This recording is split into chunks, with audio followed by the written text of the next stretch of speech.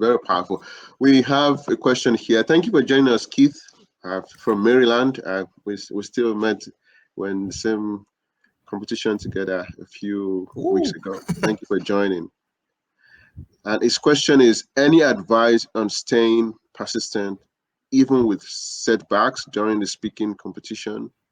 How do you stay motivated?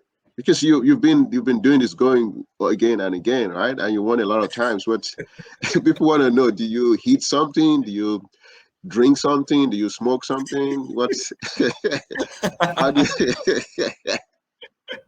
Wow. Thank you so much for the question, Keith. And I think it's so relevant for those who are competing. There will be setbacks, there will be challenges, there will be roadblocks, there will always be there. And sometimes the roadblocks come in a form of a person. Yeah. And this person has been district champion many times. And you're thinking, oh my gosh, we're only in the area level and I have to face this guy.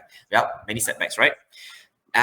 I would love to say that there's a magical food or pill or drink that helps me to overcome setbacks. Unfortunately, there are none. There really is none. But the key thing that kept me going, despite the setbacks that comes my way, is a few key areas. Number one, I mentioned this earlier in the podcast as well, which is your why. Your why has to be so strong that despite all these setbacks, you keep going. I'll give you an example. When I started out competing, I lost in the area level and I thought, my goodness, this is a really tough competition. And in fact, there were people coming up to me after the competition saying this, Mahathir, your speech, somebody else in another area is 10 times better than you. Wow, my gosh, I felt really, why are you telling me this, right? Or another speaker, when I did my test speech as a form of practice, he came up to me, he said, Mahathir, I hope you're not going to use this speech in your contest because it's really bad. So those kind of moments I consider as setbacks, moments of demotivation and whatever not. But I remembered my why. I wanted to be on the world stage. I even have a vision board to say that, hey, I'm going to be there one day. And I created this with my wife. So a big chunk of that vision board is just me in that world stage. So that why kept me going.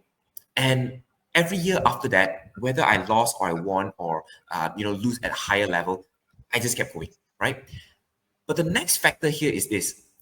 The next factor is, in order for us to stay motivated, you have to also take yourself outside of the speech. This is something that I've learned from Verity Price, the world champion of public speaking in 2021. In 2024, last year, about 2 to 3 weeks before the semi-finals contest, I was down with influenza. And for about more than 10 days, I wanted to practice my speeches, but for more than 10 days, I was out from the speech. Really, really out. I could not think, I could not focus. So I went back to Verity. I told her, I said, hey, I felt that I missed out. These 10 days, I could have done something, but I'm just out. But she said this, Mahathir, sometimes you need to step away from your speech and do something that helps the soul. Very powerful, very deep. And I thought, in this case, right, yes, if I do something that helps the soul, it could be as simple as going out for a walk, doing something else that takes my mind off it.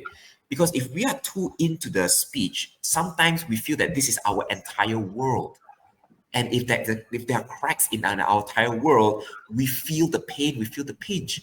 But if we take a moment to just step out of it for a while, do something that helps us. You want to go bungee jumping? Go bungee jumping, right? You want to go play bumper car? Play bumper cars. You want to go eat something at Taco Bell? Go, enjoy it.